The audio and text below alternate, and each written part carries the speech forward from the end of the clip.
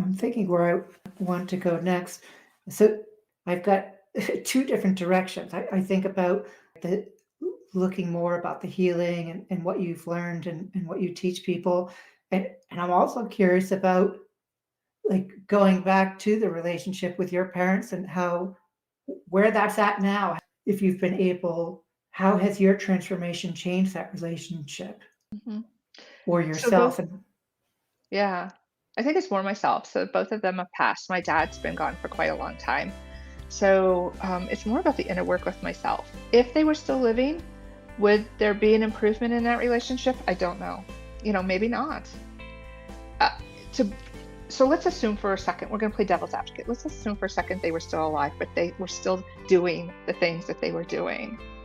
I probably would have severed the relationship I have with my sister. It's a permanent no contact. She's no longer in my life because the relationship is not healthy, and I don't foresee it ever being, and I'm not willing to get hurt again to find out. But with the parents, going back to them, so with my mom, I think there's been more work recently with my mom because my dad was abusive and she wouldn't protect me. So there was she let me down. While I understand he was a bully and she was afraid of him too. Actually, I wasn't really afraid of him. I stood up for myself probably more than anyone in the household, but she abandoned me in the moment.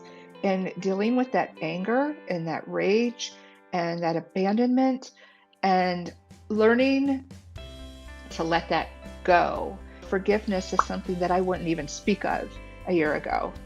And now I'm wow, realizing it doesn't mean I'm condoning what she does. I have to let go of my animosity towards her. And I haven't completed that process. I'll be honest. I'm still angry. But the longer I hold on to that, it's interfering with my own healing. I can